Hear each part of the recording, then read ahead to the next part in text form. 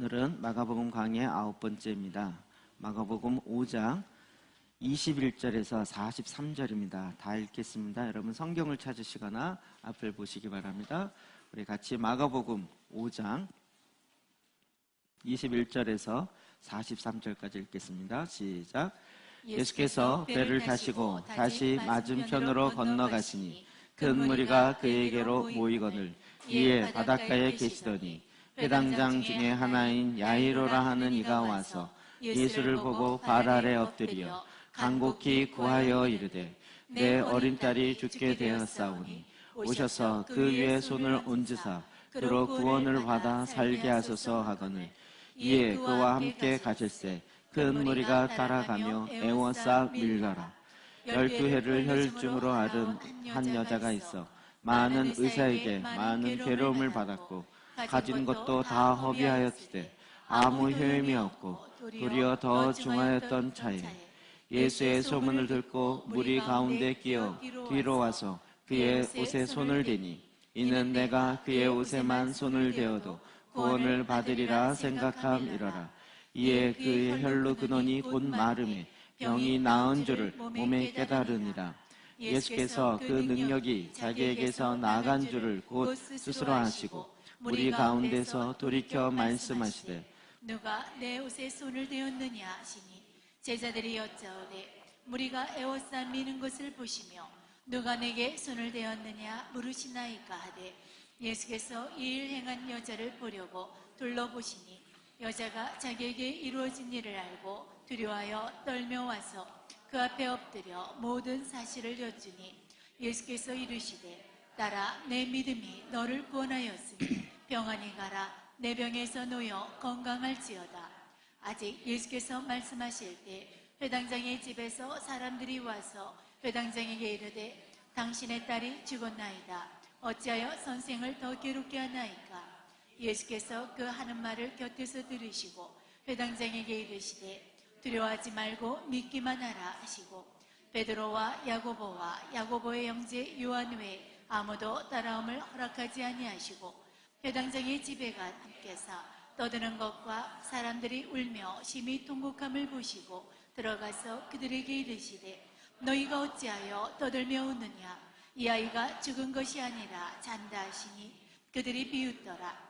예수께서 그들을 다 내보내신 후에 아이의 부모와 또 자기와 함께한 자들을 데리시고 아이 있는 곳에 들어가사 그 아이의 손을 잡고 이르시되 달리다고 하시니 번역하면 곧 내가 네게 말하노니 소녀여 일어나라 하심이라. 소녀가 곧 일어나서 걸으니 나이가 12살이라. 사람들이 곧 그게 놀라거늘 예수께서 이 일을 아무도 알지 못하게 하라고 그들을 많이 경계하시고 이에 소녀에게 먹을 것을 주라 하시니라. 아멘. 우리가 주님 앞에 나아가 기도하고 우리의 원함이나 우리의 문제를 가지고 주님 앞에 나아가 요청할 때 즉각적으로 주님이 들어주시기를 기대하지만 그러지 않고 응답이 지연될 때가 참 많이 있습니다. 내가 생각하기엔 지금 이 타이밍에 딱 들어주셔야 되는데 마음에는 들어주실 것 같은데 그런데 잘 금방 이루어지지 않는, 계속 재촉하지만 그 일이 이루어지지 않고 있는. 그리고 이제 성경을 보거나 말씀을 듣다 보면 참아야 하느니라, 인내해야 된다. 인내라는 것은 당장 결과가 나타나지 않아도 계속 열심을 다하는 것이다. 성경이 이렇게 사전에 이렇게 정의하고 있습니다. 우리가 인내해야 된다는 게 과연 무엇을 얘기하는가? 오늘 이 사건 통해서 주님이 우리에게 정말 인내를 통하여 주님께서 우리에게 말씀하시는 것이 무엇인지를 더 깊이 있게 듣는 시간이 되어지길 바랍니다. 죄송합니다. 순서가 다 틀려서. 고치고 시작할까요? 그냥 합시다. 죄송합니다. 자, 이제 예수님께서 다시 또 배를 타시고 다른 편으로 건너가십니다. 21절, 22절 보겠습니다. 시작. 예수께서 배를 타시고 다시 맞은편으로 건너가시니 큰 무리가 그에게로 모이거늘 이에 바닷가에 계시더니 회당장 중에 하나인 야이로라 하는 이가 와서 예수를 보고 발 아래 엎드려 예수님께서 이제 갈릴리 호수죠. 갈릴리 바다 맞은편으로 다시 또 배를 타고 건너가셨습니다. 근데 여기에 이제 지난주에는 이제 군대 귀신 들린 그 사람의 이야기가 나왔는데 이제는 또 바닷가에 계시더니 참 무슨 이렇게 장면을 바꿔가면서 이 장면으로 넘어서 또 배를 타고 넘어가면 또 새로운 장면이 일어나고 또 넘어가면 새로운 장면이 일어나고 약간 무슨 무대에서 무대가 바뀌는 듯한 그런 느낌을 받습니다. 그래서 이제 바닷가에 계시는데 누가 급히 찾아왔습니다. 봤더니 회당장, 회당이라는 시나고구, 이스라엘 백성이 예루살렘 성전이 솔로몬 성전이 무너졌을 때 그들은 모든 것이 성전을 중심으로 하게 돼 있으니까 그런데 성전이 없어지니까 할 수가 없었어요. 그래서 이 많은 유대 지도자들이 모여서 그러면 어떻게 할까? 그래서 이 성전의 핵심적인 기능을 할 수 있는 시나고그라는 회당을 만들었어요. 그래서 이 회당은 10명 이상이 모여야 할 수 있어요. 왜냐하면 10명 이상이 모여야 할 수 있는 기도가 있기 때문에 그래요. 그래서 이 회당을 지킵니다. 왜냐하면 회당에는 수크로라는 토라, 모세오경이 기록되어 있는 성경 말씀이 여기 바로 앞면에 딱 있기 때문에 지성서와 같은 위치에. 그리고 그거 굉장히 비쌉니다. 말씀드렸죠? 요즘도 손으로 다 쓴 것이기 때문에 양피 가죽이나 이렇게 쓴 거라 기본적으로 4천에서 5천, 많게는 1억이 훨씬 넘어가는 두루마리 성경이 회당 가운데 보관되어 있습니다. 그 마을에 그거 하나예요. 그걸 갖고 있는 사람은 어마어마한 부자거나 아니면 그게 안 되니까 서로 돈을 모아서 그 두루마리 성경 하나를 갖고 있는, 이걸 지키고 관리하는 회당장. 아무나 안 하겠죠. 굉장히 믿음이 있고 신뢰가 가는 사람이고 신실한 사람이고 뿐만 아니라 관리만 하는 것이 아니라 실제로 그것을 읽고 지키는 종교 지도자와 같은 사람입니다. 그럼 당시 예수님이 오셨을 때 종교 지도자들이 대부분 다 싫어했어요. 그들이 갖고 있는 전통을 오히려 따르지 않고 깨트리는 것 같고 자꾸 새로운 뭔가를 얘기하는데 이게 참 위협스러운 느낌이 있었기 때문에 그런 거죠. 근데 오늘 장면은 좀 다릅니다. 회당장 중에 하나인 야이로라 하는 이가 예수님께 막 바닷가에 와 있는 예수님을 향하여 보고 그의 발 앞에 엎드렸습니다. 유대인들은 하나님 외에는 엎드리질 않습니다. 이건 굉장히 긴급한, 굉장히 위기적인 상황인 거예요. 왜 그런가 하면 23절에 보니까 26절까지 시작. 간곡히 구하여 이르되 내 어린 딸이 죽게 되었사오니 오셔서 그 위에 손을 얹으사 그로 구원을 받아 살게 하소서 하거늘 이에 그와 함께 가실새 큰 무리가 따라가며 에워싸 밀더라. 12해를 혈루증으로 알아온 한 여자가 있어 많은 의사에게 많은 괴로움을 받았고 가진 것도 다 비어이었을 때 아무 효험이 없고 도리어 더 중하여졌던 차에 이 회당장 야이로에게 어린 딸이 있는데 그 어린 딸이 병이 들어서 이제 거만 죽게 되었습니다. 죽기 직전의 상황이 된 거죠. 굉장히 위급한 상황인 거예요. 어떻게 해도 이 딸이 살아날 수 없는 이 굉장히 위기적인 상황에서 병을 고치고 귀신을 내어쫓는 그 예수가 온다는 이야기를 듣고 정말 지푸라기를 잡는 그 심정으로 달려간 거죠. 그리고 그 앞에 엎드려 그 발 앞에 이 회당장이 발 앞에 엎드려서 우리 딸을 구원해 주십시오. 간곡히 구하여 이르되. 그래서 어린 딸이 죽게 되었사오니 오셔서 그 위에 손을 얹어서 그로 구원을 받게 하소서. 이 야이로가 강력하게 원함이 있었어요. 제발 좀 빨리 오셔서 죽기 직전에 오셔서 그에게 손을 얹으셔서 기도해 주셔서 그의 병이 낫게 해 주십시오. 그로 말미암아 구원을 받게 해 주십시오. 예수님께서 그 얘기를 듣고 알았다, 간 거죠. 24절 보면 이에 그와 함께 가실새. 지금 야이로와 함께 가는 거예요. 근데 예수님만 갔겠습니까? 그 배에서 많은 제자들이 같이 내렸죠. 그러니까 예수님도 가고 이 야이로도 가고 또 제자들도 가고요. 그리고 지금 급한 상황이니까 뭔가 급히 가고 있었던 거예요. 그런데 예수가 온다는 소문을 듣고 그 동네 사람들이 모였는데 뭔가 분위기가 심상치는 거죠. 막 사람들이 막 급히 막 가고 있는데 뭔가 무슨 일이 있나 보다.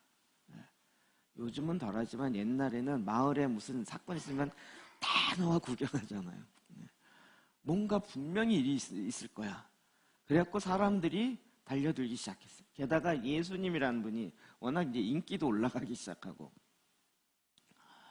그래서 사람들이 막 몰려오다 보니까 주변을 막 에워싸게 된 거죠. 예수님과 야이로가, 그러니까 느낌상은 야이로가 앞에 갔겠죠. 빨리 오세요, 빨리 오세요. 그리고 막 느껴지면 손을 끌면서 예수님과 끌려가듯이 알았다, 빨리 간다 이러면서 가고, 제자들도 헉헉거리면서 살 빼야 되나 이러면서 이제 막 이렇게 분위기 자체가 근데 막 그 주변에 많은 사람들이 뭔가 일이 있다고 쫓아갔는데, 워낙 많은 사람이 쫓아가다가 이게 무슨 만화 같아요. 야이로를 추월했어요. 막 쫓아가다 보니까 뭐야 그리고 막 쫓아갔는데 야이로보다 더 많이 추월했어요. 그래도 앞에도 가고 옆에도 가고 뒤에도 가고 어떻게 됐어요? 아예 에워싸버렸어요. 예수님과 야이로를 중심으로 둘러싸버렸어요. 이렇게. 그랬더니 막 앞으로 가려니까 부닥치는 거죠. 뒤에서는 빨리 가라고 또 밀고 옆으로 부닥치고 막 이런 일이 일어났어요. 얼마나 위기적 상황입니까? 근데 25절에 보면 이렇게 동그라미 하나가 있죠. 이게 무슨 뜻이죠? 전혀 다른 사건, 전혀 다른 동그라미 하나가 딱 재면서 12해를 혈류증으로 앓아온 한 여자가, 혈류증, 보통 성경에는 유출병이라고 하는데 피가 흐르는 걸 얘기해요. 혈류증, 피가 응고되거나 아니면 피가 멈추지 않는, 12년 동안이나 그렇게 됐어요.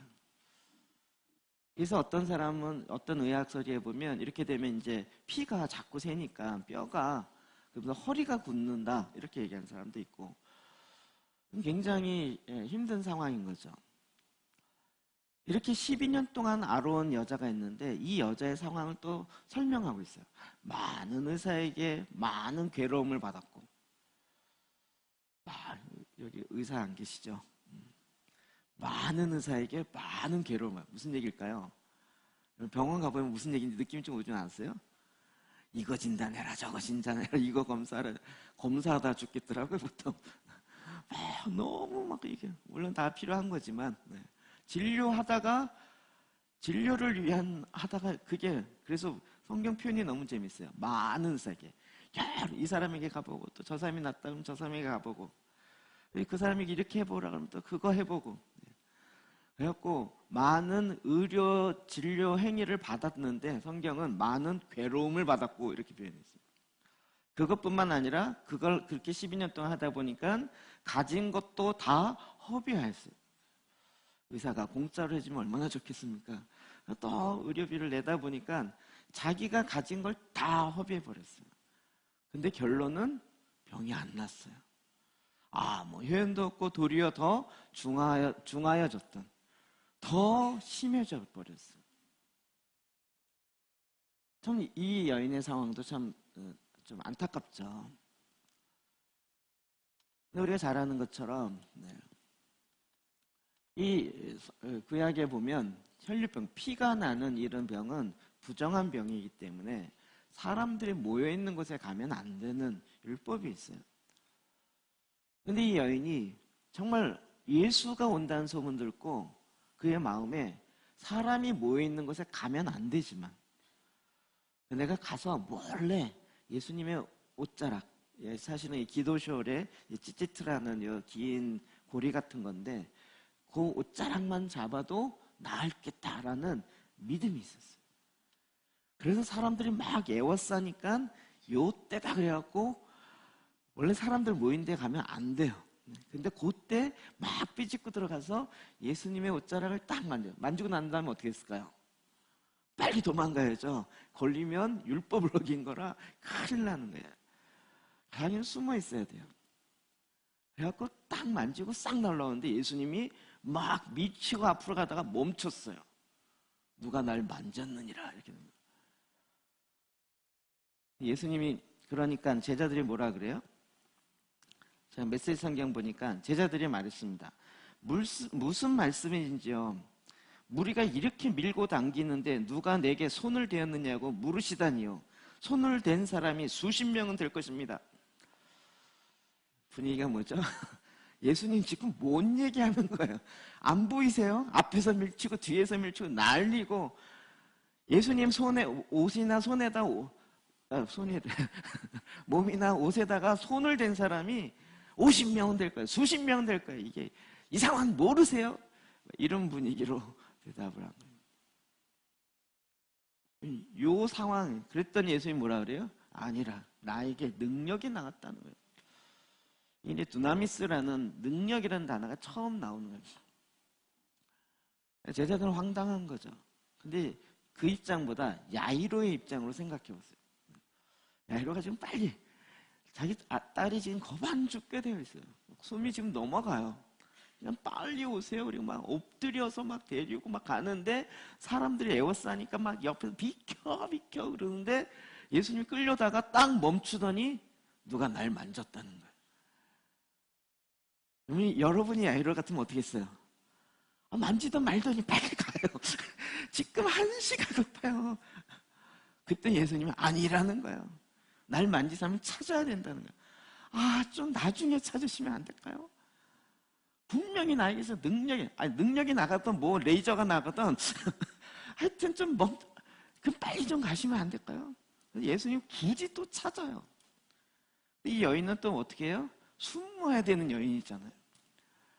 예수님 찾고 멈추니까 제자들도 아니 상황을 보십시오. 도대체 이렇게 이 시츄에이션이 이해가 안 되십니까, 예수님? 오히려 예수님 막 핀잔하는 이런 분위기인 거예요. 예수님은 막 주변에서 또 야이로리가 막 끌고 있고 막 이런 상황인데도 멈춰서서 그 여인을 찾겠다는 거야, 누군지를. 이 여인이 나와요. 사실은 제가 만졌습니다. 진짜 두렵고 떨림으로 성경 보면 두렵고 두려움을 가지고 나와서 그 고백을 해요. 이게 벌써 율법을 어긴 것이고 해서는 안 될 일이고 여러 정황을 볼 때 또 여자가 남자의 옷을 잡았다. 이거는 아주 위험한 오해 사기 딱 좋은 행동이거든요. 작업 거는 순간이거든요. 별의별 오해가 많은 소지가 있는 상황인 거예요. 그때 예수님이 뭐라고 얘기하냐면 그 여인을 향해서 너의 믿음이 너의 병을 고쳤느니라 이렇게 얘기하십니다. 이렇게 예수님이 지체하고 있는 순간에 35절로 넘어가요. 다시 장면이 넘어가요. 35절 37 읽어볼까요? 시작. 아직 예수께서 말씀하실 때 회당장의 집에서 사람들이 와서 회당장에게 이르되 당신의 딸이 죽었나이다. 어찌하여 선생을 더 괴롭게 하나이까? 예수께서 그 하는 말을 곁에서 들으시고 회당장에게 이르시되 두려워하지 말고 믿기만 하라 하시고. 예수님께서 그렇게 막 지체하는 상황 때문에 결국은 멈춰지니까 회당장의 집에서 사람이 왔어요. 당신의 딸이 죽었나이다. 이 아버지가 자기 딸이 죽었다는 얘기를 듣고 마음이 어땠을까요? 철렁했죠. 이렇구나. 더 이상 선생님을 데려오지 마십시오. 괴롭히지 마십시오. 데려올 필요 없습니다. 이제 운명했습니다. 이렇게 됩니다. 근데 이제 예수님이 거꾸로 조금 전까지는 막 지체하고 이러더니 이제는 예수께서 그 하는 말을 곁에서 듣고 그 회당장에게 이야기하는 거예요. 두려워하지 말고 믿기만 해라. 가자 빨리 이렇게 된 거예요. 이게 여러분 또 야이로의 입장이 되보세요. 가자 그럴 땐 안 가고 이제 딸이 죽었는데 뭐 가서 뭘 하겠다는 거예요. 뭐 장례 예배를 드려주겠다는 거예요. 뭐야 이거. 그런데 예수님은 두려워하지 말고 믿기만 해라 이렇게 얘기하는 거예요. 우리의 이 하나님의 때와 우리의 때가 참 다를 때가 있어요. 하나님은 본인의 때, 하나님이 움직이시는 하나님의 타이밍이 있어요. 근데 이게 내가 원하는 나의 타이밍과 이게 딱딱 맞아떨어지면 너무 좋은데 대부분은 맞아떨어지지 않을 때가 참 많아요. 결국 이제 그 집에 도착했습니다. 그랬더니 이미 자, 본문 읽읍시다. 37절부터 40절 시작. 베드로와 야고보의 형제 요한 외에 아무도 따라옴을 허락하지 아니하시고 회당장의 집에 함께 가사 떠드는 것과 사람들이 울며 심히 통곡함을 보시고 들어가서 그들에게 이르시되 너희가 어찌하여 떠들며 우느냐 이 아이가 죽은 것이 아니라 잔다 하시니 그들이 비웃더라. 딱 예수님이 회당 그 야이로와 같이 그 집에 도착했더니 어떻게 됐어요? 이미 집은 장례 분위기가 돼버렸어요. 사람 12살 딸이 죽었으니 얼마나 애처롭겠냐고요. 그래서 울며 심히 통곡하고 분위기가 벌써. 그런데 예수님께서 베드로와 야고보, 요한 이 세 사람을 딱 데리고 먼저 급하게 들어가시는 거예요. 딱 도착하니까 이미 딸은 죽었고 많은 사람은 심히 통곡하면서 울고 있고 들어가서 그들에게 이르시되 너희가 어찌하여 떠들며 우느냐 이 아이가 죽은 것이 아니라 잔다라고 얘기하십니다. 그랬더니 사람들의 반응이 뭐냐면 비웃었어요. 도대체 죽은 거랑 자는 거랑 구별을 못해? 도대체 이 선생님 맞아? 뭐 이런 느낌입니다. 우리가 자는 걸 갖고 죽었다 그랬겠어요? 마태복음과 누가복음에도 이 본문이 나타나는데 거기는 다 그 딸이 죽었다라고 정확하게 표현하고 있어요.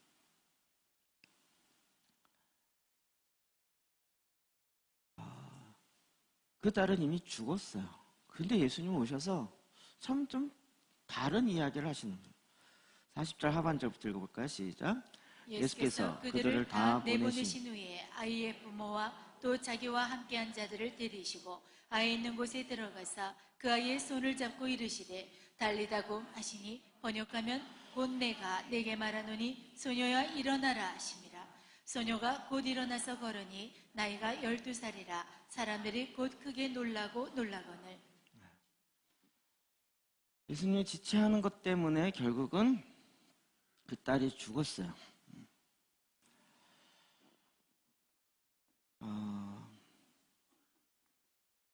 예수님께서 딱 도착하셔서 결국은 거기에 있는 모든 그들을 다 내보내신 후에 아이의 부모 누구죠? 야이로 또 자기와 함께한 자들을 데리고 누구죠? 베드로, 야고보, 요한 이 세 사람을 데리고 아이 있는 방으로 들어갔어요. 그 시신이 있는 곳에 들어갔어요. 그리고 그 아이의 손을 잡고 달리다고 하니 번역하면 곧 소녀야 일어나라. 소녀가 일어나 걸으니 나이가 12살이라. 나이가 12살이에요. 이 성경에 참 묘한 묘미가 있어요. 이 혈류병 걸린 여인이 몇 년 동안 병에 걸려서 힘들어했죠? 12년이요. 근데 이 아이가 12살이에요. 같은 12예요. 12 사태 생각나네. 같은 12예요. 이 속에 굉장히 많은 뉘앙스를 담고 있는 거예요. 예수님께서는 지금 이 야이로를 통해서 내 딸을 고쳐주십시오라는 요청을 받았고 거기에 부응해서 가다가 또 12년 동안 혈류병 걸린 여인을 고쳤어요. 이 여인을 고치고 그냥 고침 받았으면 되잖아요. 능력 나갔으면 고침 받았구나, 오케이, 그래 가면 되잖아요. 근데 예수님 굳이 멈춰서서 왜 그 여인을 찾고, 그래서 네가 고침을 받았구나 확인까지 하고 그 지체하는 바람에 아이는 죽고, 예수님이 이 상황을 알았을 텐데 왜 굳이 의도성을 가지고 멈췄냐는 거죠. 그럼 거기엔 예수님의 정확한 의도성이 있다는 걸 알 수 있어요. 일단 그 혈류병 걸린 여인을 보면 그를 찾아요. 그 혈류병 걸린 여인은 자기의 병이 낫기를 원했어요. 예수님이 오늘 본문의 핵심이 그건 아니니까 예수님이 그 여인을 찾아서 너의 믿음이 너를 구원하였느니라. 너의 믿음이 너를 구원하였느니라. 거기서만 끝나는 것이 아니라 이제 네가 병을 고쳐진 것에 너는 최대의 요구사항과 그걸 갖고 기도했지만 내가 너에게서 정말 필요한 게 뭔지를 내가 너에게 주기 원하는데 네가 만진 그분은 메시아라는 거예요. 너의 인생에서 병이 고쳐지는 것뿐만 아니라 너는 지금 병이 고침을 받기 원해서 나를 그 위협을 무릅쓰고 규정을 어기면서까지 날 만졌을지 모르지만 너는 진짜 병이 낫기 원하는 것이 너의 소원이고 너의 요청일지 모르지만 내가 너에게 정말로 필요한 게 뭔지를 알려주기 원하는데 그것은 메시아를 만나는 것이라. 메시아를 만날 때 그의 삶이 100% 바뀌어지는 거예요. 그냥 전에는 건강하지 못했는데 이젠 건강하게 됐다, 이 정도가 아니라 하늘과 땅을 지으시고 창조하시고 모든 만물이 그로 말미암아 이루어졌던 그 메시아를 만날 때 그의 생애가 바뀌어지기 시작합니다. 그는 단지 저 나사렛에서 자라서 베들레헴에서 태어나고 나사렛에 자란 한 청년인 것이 아니라 온 인류를 구원하시고 온 세상을 지금도 다스리시고 만왕의 왕이신 그분을 만나기 시작할 때부터 너의 생애가 바뀌어지고 삶의 목적과 이유가 달라지는 거예요. 우리는 나의 병의 문제가 해결되길 원하는데 예수님은 그보다 더 그에게 필요한 게 뭔지를 아시고 메시아이신 예수 그리스도를 그에게 알려주는 거예요.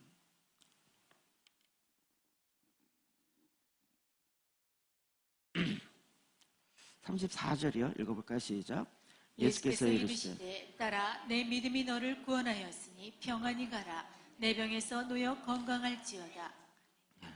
믿음이 너를 구원하였는데 그 믿음의 대상이 누구냐? 바로 예수 그리스도, 메시아라는 거예요.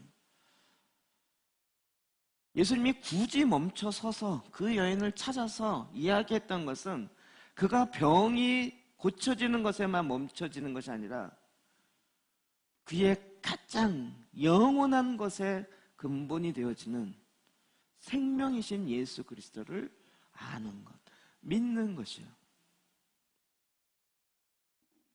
이제 평안히 가라. 평안이 뭐죠? 샬롬. 하나님의 평강, 하나님의 얼굴의 빛으로부터 나오는 그 평강이 너에게 임할지어다. 그리고 내 병에서 놓여 건강할지어다. 그럼 이것이 오직 믿음으로 말미암아 되는 거죠. 우리에게도 정말 필요한 건 뭐냐면 우리는 나의 부족이나 내 문제로 말미암아 하나님 이거 문제입니다. 이거 들어주세요. 하나님 나에게 이런 질병이 있어요. 이거 고쳐주세요. 물론 그런 기도도 해야 되고 또 당연히 하나님 또 들어주시기도 합니다. 그런데 이 12년 동안 혈류병에 고생했던 이 여인에게도 사실은 이 12살 난 딸에게도 정말로 있어야 할 것은 뭐냐면 메시아라는 거예요. 그럼 이것을 여러분 좀 이해하기 어려워하실 것 같아요. 그럼 이게 이제 믿음의 영역이죠. 믿음은 그냥 뭐 어떤 종교적 신념이라고 자꾸 철학적으로 해석하려고 하는데 그게 아니고요. 다른 차원이라는 거예요. 다른 차원. 눈에 보여지는 현상과는 다른 차원. 이런 표현을 자꾸 하는데 우리가 지금 이렇게 자유롭게 살지만 이렇게 자유롭게 살 수 있는 비결은 뭐죠? 공기가 가득 있어요. 우린 공기가 가득 있다는 걸 인식 못 하잖아요. 그러나 지구를 떠나보면 알죠. 떠나보질 않아서 달나라를 가거나 화성을 가거나 그러면 공기가 없어요. 그러니까 막 이만한 공기통을 메고 다녀야 살 수 있는. 우리가 그 공기 안에 있기 때문에 그냥 평생 이 산소와 공기를 마시면서 뭐 돈 내지도 않고 그러면서도 그 가운데서 그냥 살고 있는 거죠. 이런 것처럼 믿음의 세계, 영의 세계는 그 공기가 뭐냐면 믿음인 거예요. 우리는 믿음의 세계 안에 사는 거예요.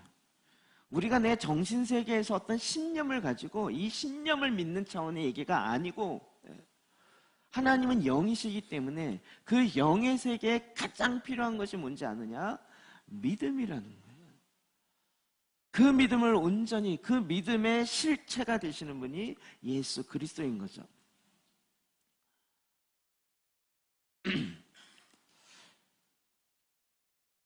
36절 말씀 다시 한번 읽어볼까요? 시작. 예수께서 그 하는 말을 곁에서 들으시고 회당장에게 이르시되 두려워하지 말고 믿기만 하라 하시고. 회당장에게 뭐라고 얘기했어요? 두려워하지 말고 믿기만 해라. 믿기만 해라. 지금 예수님은 다른 차원의 이야기를 하는 거예요. 지금 내가 새로운 차원의 메시아로 말미암아 이루어지는 하나님의 나라에 대해서 새롭게 이야기하고 있는데 그거는 네가 너의 마음을 두려움으로 빼앗기지 말고 믿음으로 채워라 이 얘기인 거예요.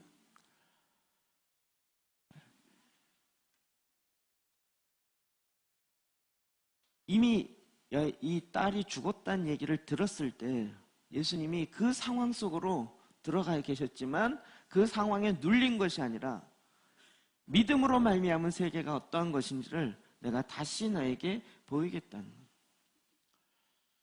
그럼 우리의 이 신앙에 있어서 정말 제가 이게 굉장히 고민스러운 것 중에 하나는 우리는 부활을 믿는다 그래요. 예수 그리스도의 부활을 믿는데요. 그렇죠? 이런 믿으시죠? 예수 그리스도께서 죽으시고 3일 만에 다시 부활하셨어요. 기절했다가 깨어난 게 아니고 완전히 죽으셨다가 그리고 이제 부활한 걸 믿는다는 거예요. 이게 기독교 맞아요. 그런데 예수님의 부활을 기념하는 정도에서 끝나는 것이 아니라 우리는 부활의 삶을 사는 종교라는 거예요. 여러분 이게 논리적으로 무슨 이렇게 이해할 수 있는 차원이 아닌 거예요, 사실은.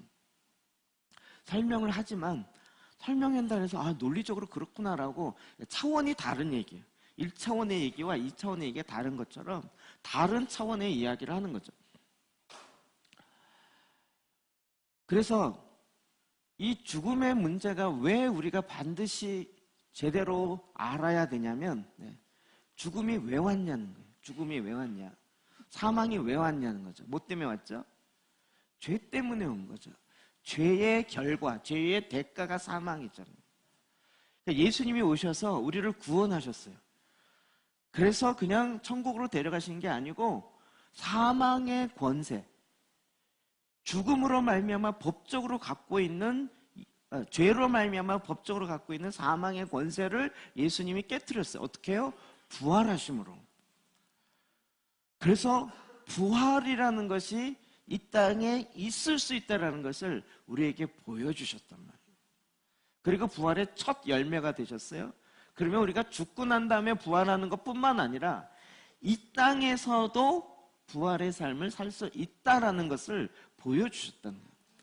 첫 번째 얘기와 두 번째 얘기 차이가 엄청 큽니다. 사도 바울이 이것으로 말미암아 고민을 엄청 했던 것 같아요. 로마서 8장 31절부터 39절까지 봅시다. 시작. 그런즉 이 일에 대하여 우리가 무슨 말하리요? 만일 하나님이 우리를 위하시면 누가 우리를 대적하리요? 자기 아들을 아끼지 아니하시고 우리 모든 사람을 위하여 내주십니까? 어찌 그 아들과 함께 모든 것을 우리에게 주시지 아니하겠느냐. 내가 확신하노니 사망이나 생명이나 천사들이나 권세자들이나 현재일이나 장래일이나 능력이나 높음이나 기쁨이나 다른 어떤 피조물이라도 우리를 우리 주 그리스도 예수 안에 있는 하나님의 사랑에서 끊을 수 없으리라. 아멘. 사망의 로마서 7장에 보면 사망의 법에서 이 공고한 몸에서 누가 나를 건져내랴. 내가 선을 행하기 원하는데 행하고 나면 또 악을 행하고 있고, 사도 바울조차도 자기의 이 이율배반적인 헐크와 같은 두 개의 내가 있는 것으로 인해서 너무 막 괴로워하고 있고, 그러면서 그것 때문에 고민하면서 오호라, 이 공고한 몸에서 누가 나를 건져낼 수 있을까? 어떻게 해야 될까요? 이렇게 기도하다가 하나님께 답을 얻죠. 8장 넘어가자마자 찬송하리로다 얘기합니다. 사망의 법에서 우리를 성령의 생명의 법으로 옮기셨다는 거예요. 이게 그냥 교리적으로 되어지는 것이 아니에요. 하나님이 우리를 사랑하사 하나님의 나라를 바꿔버렸어요. 사랑의 나라로 바꿔버렸어요. 그래서 우리를 사랑하는 하나님의 자녀로 삼으셨어요. 그럼 이거를 위해서 하나님이 하신 일이 뭐냐는 거예요. 그런데 이 일에 대해서 우리가 무슨 말을 하려? 만일 하나님은 우리를 위하시면 하나님이 나를 위해요. 누가 대적하겠냐? 누가? 하나님이 나를, 하나님이 내 편이고 하나님이 나의 아버지의 이 친족 관계가 있는데 누가 나를 감히 건들겠냔 말이에요. 나를 위해, 저를 위해서 하나님 아버지께서 예수 그리스도 메시아를 내어주는 걸 아끼지 아니하였어요. 이렇게까지 하신 분이 우리 모든 사람을 위해서 내어주시니까 어찌 그의 아들과 함께 이 모든 것을 우리에게 주시지 않겠느냐. 무슨 얘기입니까? 그래서 이제 38절에 나와요. 내가 확신하노니 사망이나 생명, 하나씩 끊어야 돼요. 사망이라 할지라도 하나님의 사랑에서 끊을 수 없느니라. 우리 육체의 죽음이 있다 할지라도 하나님의 사랑은 끊어지지 않아요. 그냥 육체의 죽음일 뿐인 거야. 하나님의 사랑을 끊을 수 있는, 아니 독생자 예수 그리스도를 십자가 내어주기까지 해서 나를 사버리고 나에 대한 사랑을 확증하셨는데 과연 그분께서 뭘 안 하시겠냐고요. 이 사랑 가운데 온전히 거할 때 이제는 뭐가 없어져요? 사망에 대한 두려움이 없어져요. 사망이 없어지는 게 아니라 사망을 두려워하는 마음이에요. 인간은 뭐죠? 사망은 끝이라는 거예요. 사망이 너무 두려워요. 안 죽고 싶어요. 그래서 막 불로초를 구하러 다니고, 어떻게 하면 만약에 사람이 죽음의 문제만 해결된다면 많은 문제가 걱정할 필요가 없어요. 고민할 필요가 없어요. 제가 농담 삼아 얘기하는데 이 세상에서 제일 무서운 사람이 누구라고요? 죽여라 그러면서 달려든 사람. 나 죽고 싶어 했으면서 달려든 사람. 죽음을 두려워하지 않는 사람이 제일 무서운 거예요. 대부분 너 죽어 그러면 무서워갖고 나 죽기 싫어, 내가 너 하라는 대로 할게, 이렇게 되는 거죠. 근데 죽음을 두려워하지 않아요. 왜요? 죽음보다 더 강한 하나님의 사랑이 나를 덮음받아 있기 때문에. 그럼 이게 초대교회 1세기의 성도들은요, 어떻게 그 박해 가운데서도 이길 수 있었는가? 죽음의 문제를 하나님의 말씀으로 마음의 확증을 가진 거죠. 그러면 오늘날은 그게 안 되겠냐고요. 오늘날은 그게 안 되겠냐고요. 오늘날은 하나님의 사랑이 점점 약해져서 이제 나는 죽고 사망의 문제를까지는 주님이 해결하지 못할 거야. 그래서 나는 뭐 노후가 어쩌고 뭐가 어떻고 이렇게 되겠냐고요. 고린도서 15장입니다. 55절부터 57절 시작. 사망아 너의 승리가 어디 있느냐. 사망아 내가 쏘는 것이 어디 있느냐. 사망이 쏘는 것은 죄요 죄의 권능은 율법이라. 우리 주 예수 그리스도로 말미암아 우리에게 승리를 주시는 하나님께 감사하노니. 제가 말씀을 준비하다가 이 본문이 구약에서 있는 본문을 또 인용한 거더라고요. 호세아 13장 14절 보니까 내가 그들을 수월의 권세, 지옥의 권세에서 속량했어요. 지옥의 권세가 뭐죠? 사망. 사망의 권세로부터 우리를 속량, 돈 주고 사왔단 말이에요. 그래서 사망에서 구속하리니 사망아 내 재앙이 어디 있느냐? 수월아 지옥아 내 멸망이 어디 있느냐? 네 침이 내 눈앞에서 숨으리라. 이미 구약에 말씀이 있고 신약에 와서 고린도 15장 부활장이잖아요. 전 이 말씀 정리할 때마다 꼭 마지막 하반 예배할 때 꼭 이 본문을 거의 대부분 합니다. 그럼 그 마지막 장례할 때 진짜 슬퍼요. 그리고 특히 이제 화장하고 이럴 때 보면 화장 그게 참 그래요. 수원 연회당도 그렇고 요즘 용인에 있는 저기도 그렇고요. 뭐 제가 워낙 많이 다녀보니까 마지막에 딱 그 화구에 관이 딱 들어가고 커튼이 딱 쳐져요. 그런데요 안 우는 사람이 없어요. 슬픔이 쫙 들어오고요. 그 마지막이라는 그 순간 앞에 마음이 짠해져요. 참, 막 아무리 막 애정관계고 싫어했다 할지라도 그 마지막 그 순간은요. 그냥 사실 막 이렇게 뭐 타는 게 보이는 것도 아니에요. 그냥 쑥 들어가고 문이 쾅 닫히고 커튼이 탁 쳐져요. 아무것도 안 보여. 그런데 솟아오르는 그 슬픔을 어떻게 이를 주체할 수가 없어요. 그때 예배를 드리기가 진짜 힘들어요. 그때 뭔 예배를 드려요. 근데 제가 이 말씀 저에게 간증이 많았지만 사망아 이 고린도 15장에 보면 어떻게 죽은 자가 다시 살아나냐 이 얘기를 갖고 해요. 그때 사도 바울이 뭐라 하냐면 이 어리석은 자들아 너희가 이 자연의 이치를 보고도 모르냐. 씨앗마다 다 모양이 다르지만 그 씨앗이 땅에 떨어져 죽으면 어떻게 돼요? 씨앗으로 나오는 것이 아니라 다른 형체로 나오지 않느냐. 그런 것처럼 우리의 몸도 똑같다라는 거예요. 우리의 육체도 어떻게 태어났어요? 엄마와 아빠의 씨앗 같은 것이 그것이 잉태되어서 나왔는데 씨앗이 나온 게 아니라 인간이 나왔단 말이에요. 이미 우리는 그런 형체를 한번 겪었어요. 인간이 만들어지는 게 뱃속에서 인간과 인간이 딱 만나갖고 새로운 인간의 조합이 된 게 아니고 씨앗과 씨앗이 만나가지고 인간 같지 않은 동그란 뭐가 이게 만나가지고 이렇게 됐단 말이에요. 그런 것처럼 자연도 그런 것처럼 그래서 씨앗이 형체는 비슷해요. 동그랗고 딱딱딱하고 이런데 그것이 땅에 떨어져 죽으면 거기서 새로운 싹이 나는데 영광이 다르다는 거죠. 나무가 나오는 게 다르다는 거죠. 그것과 같이 우리의 육체도 마찬가지다 이렇게 얘기를 하고 있어요. 그래서 구약의 초대교회 성도들은 뭐라고 봤어요? 죽음을 이사라고 본 거예요. 이사. 내 영이 실제인데 내 영이 지금 요 육체, 요 집에 살고 있어요.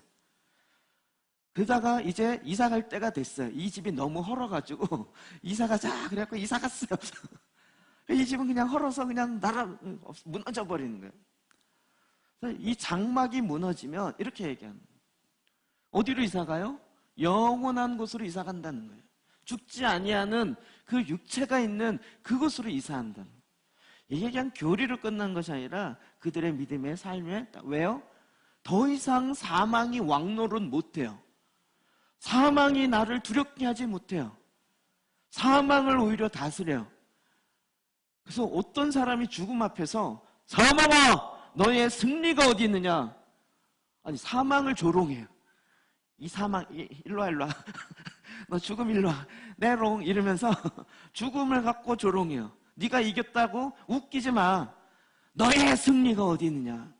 사망아 내가 쏘는 거예요. 사망이 쏘면 안 죽을 사람이 없어요. 그런데 그 쏜 사망을 향하여 사망아 내가 쏘는 것이 어디 있느냐. 네가 쏘는 건 고작 죄예요. 죄의 권능은 율법에 불과해요. 그런데 예수 그리스도로 말미암아 그 죄의 권능, 그 사망의 권세가 깨어지고 이제 나는 사망의 권세를 이기고 나오는 승리하는 하나님의 자녀가 하나님의 사랑이 나에게 있노라. 그 하나님께 감사드립니다. 이렇게 되는 거예요. 초대교회 성도들이 두려워서 카타콤에 들어가고 지하 동굴에 들어간 게 아니고요. 그 하나님의 복음, 신앙을 다음 세대에 전수하기 위해서 나는 빨리 가는 게 유익이지만, 나에게 유익이지만 다음 세대를 위해서 이 복음, 이 말씀을 전달해야 하기 때문에 이 육체의 어려운 집 가운데 살 수밖에 없지만 그 가운데 있으면서 나왔던 거예요. 여러분, 대부분이 지금도 마찬가지. 이 말씀을 들으면 자꾸 제가 울컥울컥 하는 건요, 많은 이 사건들이 생각나서 그런 거예요. 12살 정도 되는 아이들이 죽을 때, 하여튼 이게 오늘 왜 그런지 이런 생각들이 너무 많이 나요. 이번 주 또 계속 그런 강의를 해서 그런지 정말 저에게 뭐 충격이 됐던 사건들, 여러분 제가 하도 간증 많이 해서 아시죠? 테리우스라는 성환이 군대에서 과로사해가지고, 그리고 옥길이 사건, 27일 동안 밤마다 기도하다가 결국은 뇌출혈로 죽었던 아이. 교구 딱 맡았는데 교구 맞자마자 어느 한 분이 병상 침례해갖고요, 장례했어요. 그 집에 세 자녀가 있었는데 그 중에 막내가요, 장난하다가 목이 쫄려갖고 또 죽었어요. 하여튼 장례와 관련돼서 너무 많은 저는 사건들이 있어요. 그 한 집에 남편 죽고 자기 아들 둘인 중에 하나 죽는 그 장례를 제가 다 했어요. 아들 죽을 때 얘는 한 9살 정도밖에 안 됐던 것 같아요.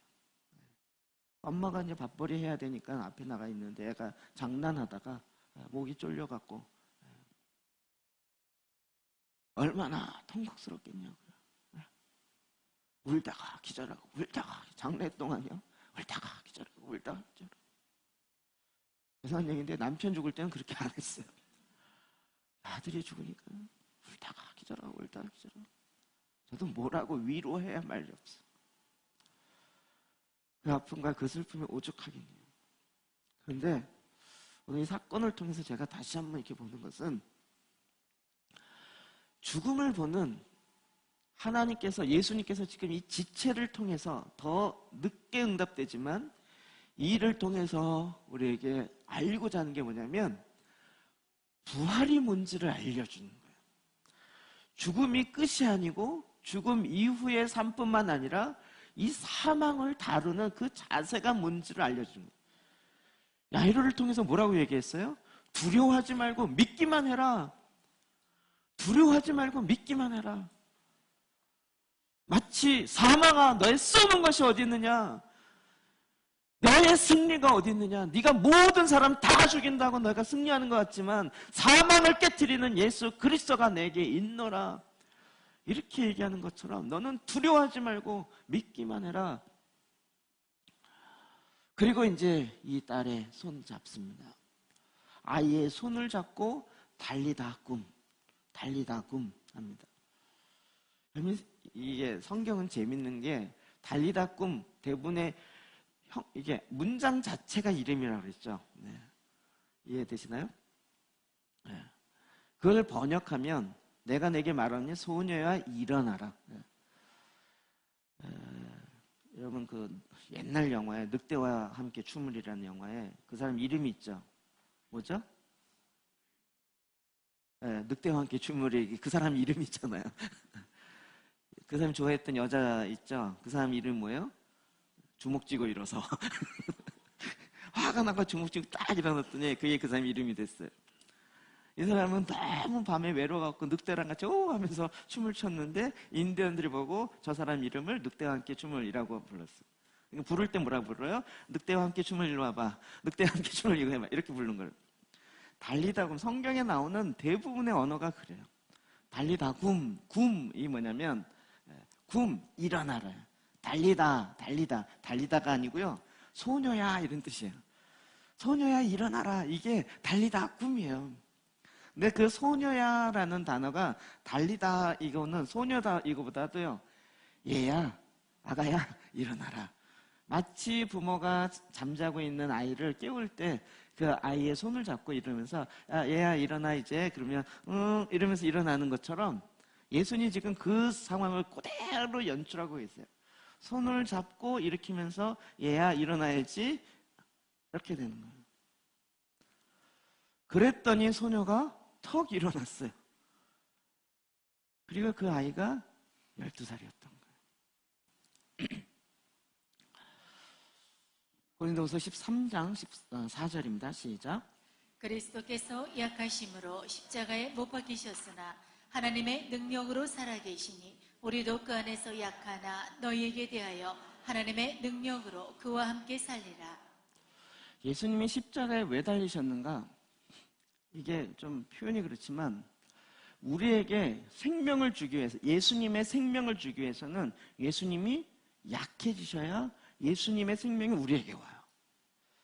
마치 이게 심장 띄워주는 것처럼 예수님이 십자가에서 연약해짐으로 예수님의 강함이 상대방에게 와요. 그래서 예수님께서 약해지심으로 십자가에 못 박히셨어요. 그러므로 예수님의 강함이 그를 믿는 자에게 오게 된 거예요. 그리고 예수님은 십자가에서 죽었어요. 그런데 이 주님의 사랑이 하나님의 공의를 이루기 때문에 그 가운데 하나님의 능력, 약한 가운데 하나님의 능력이 임하여서 그를 일으키셨어요. 그럼 이게 하나님의 십자가의 방법이에요. 이거 좀 어렵지만 잘 이해하십시오. 그를 도와주려면 내가 높은 자리에서 야 이거 도와줄게. 이건 도와준다기보다 약간 구제에 가까워요. 이 생명을 나눠주는 건 그거보다 더 낮게 내려가요. 아예 낮게 내려가서 내게 있는 걸 그에게 줘요. 그리고 이걸 믿는 사람, 믿음의 세계에서 이걸 믿음으로 받아들이는 자보다 낮은 자리에 들어갔을 때 이게 그에게 가요. 이 동일시 회개 기도도 비슷한 거예요. 주님이 가장 약하게 되셔서 십자가에 지심은 주님의 강함을 우리에게 주고자 함이라고요. 그러므로 하나님이 그의 능력으로 그 가장 약하지만 하나님의 의를 이룬, 공의를 이룬 예수 그리스도 가운데 임하심으로 말미암아 그가 예수님의 능력이 아니고 하나님의 능력으로 다시 부활의 삶을 살게 되십니다. 이게 부활의 능력인 거죠. 이걸 사도 바울이 깨달아요. 고린도후서 4장 12절이요. 시작. 그런즉 사망은 우리 안에서 역사하고 생명은 너희 안에서 역사하느니라. 사도 바울이 고린도 교회 성도를 위해서 수고하고 애쓰는데 그러면서 사망은 누구에게 역사해요? 사도 바울에게 임해요. 그런데 생명은 누구에게 일어나요? 너희 안에서 역사하는 거예요. 예수님도 그렇게 된 것처럼 사도 바울도 이 원리를 이해한 거죠. 이해되시죠? 이게 십자가를 져야 된다는 것을 예수님이 정확하게 하셨어요. 물론 그 십자가 다음에 부활의 영광이 있을 거예요. 하나님의 능력이 임하여서 부활케 되어진 부활의 영광이 있을 거예요. 그런데 부활의 영광이 있기 위해서는 반드시 뭐가 있어야 돼요? 내가 연약한 자리에 들어가서 내가 더 약하고 죽어지는 자리가 있을 때 그 하나님의 내 안에 있는 강함이 일로 넘어가는 거예요.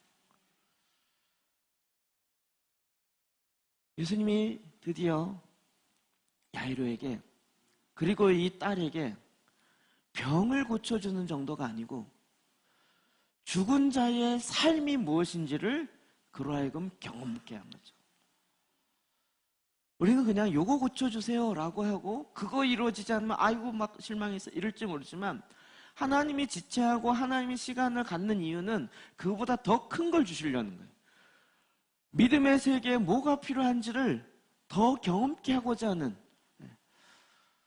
그래서 이제는 거꾸로 예수 그리스도 안에서 주님이 나를 통하여 일하시는 것을 우리가 믿고 내 삶에 누리기 시작합니다.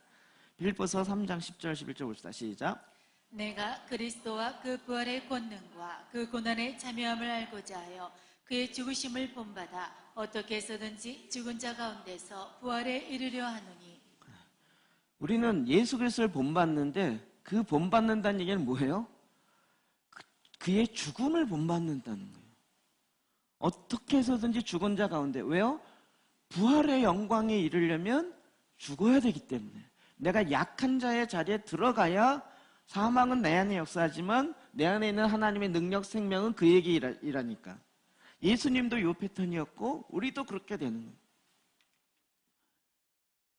그럼 이것을 두려워하지 말고 믿기만 해라. 주님이 이 얘기를 하신 거죠. 하나님은 지금도 저와 여러분 가운데 이 하나님의 나라의 그 믿음의 역사가 무엇인지 알리기 원해요. 우리는 그냥 지식을 받아들이면서 지적 동의로 믿습니다라고 얘기했는데 그건 죽은 믿음이에요. 행함이 없는 믿음은 죽은 믿음이에요. 믿음은 행함으로 온전케 돼요. 야고보서에 있는 대로 얘기합니다. 내가 믿노라. 귀신도 믿고 있다니까요. 귀신도 하나님이 있다는 걸 알고 있고 귀신도 예수가 메시아라는 걸 귀신처럼 알아요. 그가 알고 있고 믿고 있기 때문에 구원받았냐? 그렇지 않아요. 그러나 믿음으로 말미암아 이제는 예수 그리스도와 함께 죽는 자리에 들어가요. 십자가를 진다고요. 누가복음 9장 23절 시작. 또 우리에게 이르시되 아무든지 나를 따르려거든 자기를 부인하고 날마다 제 십자가를 지고 나를 따를 것이니라. 아멘. 나를 따르려면 주님이 나를 믿고 나를 따르려면 자기를 부인해. 자기 육체의 욕망과 육체의 이기적인 거 어떻게 해요? 그건 그리스도와 함께 십자가 못 박혀 죽여야 돼요. 그럼 그걸 부인하고 주님의 방법 십자가를 져요. 십자가를 진다는 건 그냥 지고 간다는 것이 아니라 그 십자가와 함께 죽어요. 그래서 나는 연약한 가운데 들어가요. 근데 이것이 하나님의 사랑이 이루어지는 것이고 그러므로 하나님의 공의가 이루어지기 때문에 그 안에 부활의 영광이 오게 만들어요. 하나님 지금도 이 믿음의 역사를 저와 여러분 가운데 일으키십니다. 우리가 당장 이루어지지 않는 것 때문에 낙심하고 왜 지체하십니까? 어떤 사람이 이 본문 갖고 이러더라고요. 예수님이 의료사고 일으키셨다고. 두 응급 환자가 왔는데 먼저 예약하고 먼저 의사를 데려갔는데 중간에 누가 인터셉했어요. 누가 가로챘어요. 근데 그 사람 돌보다가 처음 먼저 예약한 사람이 죽어버렸어요. 이게 의료사고 아니고 뭐겠냐고요. 그런데 주님은 의료사고에 끝나는 것이 아니고요. 주님이 지체하심에는 이유가 있는 거예요. 뭐죠? 두려워하지 말고 믿기만 하라는 거예요. 너에게 부활의 영광이 무엇인지를 보게 할 거라는 거예요. 오늘 그리스도의 삶이 이거예요. 하나님의 능력을 주십시오. 능력을 주셨는데 십자가를 지는 길로 가요. 이게 우리는 자꾸 이걸 헷갈려 해요. 십자가 말고 능력만 주세요. 그런데 주님이 우리에게 능력 주시는 것이 우리 안에 나타나려면 내가 연약한 가운데 들어가야 돼요. 내가 십자가를 날마다 져야 되는 거예요. 그래야 날마다 부활의 영광에 이르게 되는 거예요. 우리 안에 여러분 내가 메시아를 어떻게 믿느냐, 어떻게 알고 있느냐가 승리의 비결입니다. 이번 수요일날 요한계시록 강의를 하면서 우리가 마지막 시대에 승리할 수 있는 비결이 뭐냐? 어린 양의 피와 자기의 증언하는 말로 말미암아 이기는데 그 승리의 비결이 뭐냐? 예수 그리스도를 온전히 이해하고 그것을 따라가는 삶을 사는 거예요. 그래서 계시록 2장 3장에 나타나는 7교회에 예수 그리스도가 누군지를 계속 소개하고 있어요.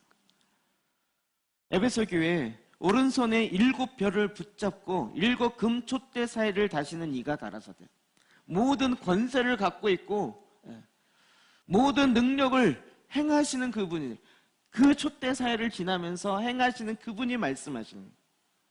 서머나 교회는 처음이요 나중 알파와 오메가요 죽었다가 살아나신 이가 가라사대.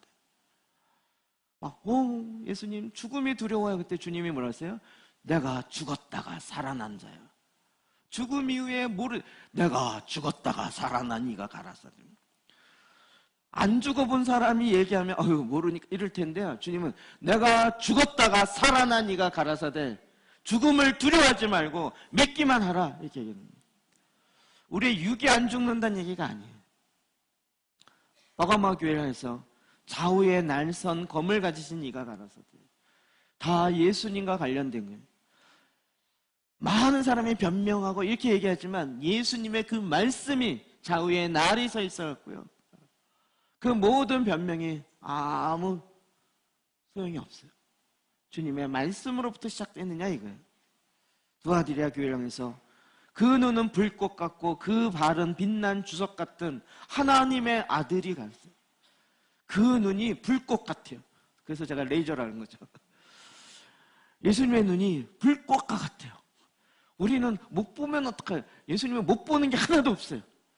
그 눈이 불꽃과 같아요. 하나님의 아들이세요. 다대교회 하나님의 7영과 7별을 가지시니가 빌라델비아 교회 거룩하고 진실하사 다윗의 열쇠를 가지시니 천국의 문을 여는 다윗의 열쇠를 가지신 이가 가라사대. 라오디게아 교회 아멘이시여 충성되고 참된 증인이시여 하나님의 창조의 근본 온 세상을 창조하신 그분 메시아가 가라사대 말씀하시는 거예요. 여러분 신앙은요 종교 행위가 아니라 예수 그리스도를 아는 것입니다. 인격적으로. 주님의 일은 교회 일이 아니고 여호와 하나님 그리고 그가 보낸 자를 아는 것이 그를 믿는 것입니다. 그의 일입니다. 주님을 아는 것을 제껴놓고 다른 것에 열심이다. 그게 종교 행위인 거죠. 마지막 때 알파요 오메가이신 주님을 온전히 알 때 마지막 때를 이길 수 있는 거예요. 666이 뭐고 짐승의 포가 뭔지를 알 때 이기는 게 아니고 적그리스도가 누구고 나중에 뭐 10개 뿔에서 뭐가 그게 누구냐 뭐 캐톨릭의 교황이냐 무슨 이유의 누구냐 그걸 아는 게 이기는 게 아니고 그건 드립다 연구 많이 하면서 정말 만왕의 왕이신 예수 그리스도와 아무 관계가 없다면 병은 고쳐졌을지 모르지만 그의 생애는 진정한 변화가 안 일어나는 거예요. 주님은 이 사건을 통하여서 12년 동안 혈루병 걸렸던 이 여인에게도 예수 그리스도가 메시아인 것을 알므로 그의 생애가 변화되어지고 12년 동안 살았던 이 야이로의 딸을 통하여서도 그에게 다시 죽음의 권세를 이기시고 부활의 삶을 잔다 내가 깨우러 가노라. 지금도예요. 예수님이 다시 오시면서 뭐라 그럴까요? 야 우리 죽은 자를 살리러 가 이러지 않고 자는 애들 깨우러 가자 이러면서 내려오시는 거야. 이렇게 그냥 육체 이동 장막 이동만 한 것뿐인 거예요. 자는 애들 깨우러 가자. 손을 잡고 이렇게 하면서 달리다고 소녀야 일어나라 얘야 일어나야지 이러면서 톡톡톡 사랑으로 깨우시는 거예요. 그 주님의 나의 손을 잡고 있는 거예요. 주님의 손을 잡고 있는 이 믿음이 죽음의 권세까지도 깨트리시는 거예요. 그래서 이제는 더 이상 죽음의 그 두려움 공포 앞에 떨지 않아요. 육체의 죽음이 있는 걸 다 알지만 그 죽음 앞에서도 사람아 내가 어디 있느냐 너의 승리가 어디 있느냐 너의 쏘는 것이 어디 있느냐 나에게 이김을 주시는 예수 그리스도 메시아로 말미암아 내가 하나님께 감사하리로다. 이 고백과 오히려 이 찬양을 할 때 세상을 이기는 것입니다. 예수 그리스도 안에 거할 때요. 메시아 안에 거할 때요. 그리고 주님이 우리에게 오셔서 손을 잡고 얘야 일어나야지 그리고 싹 깨우시는 거예요. 주님 앞에 나가 기도하십시다.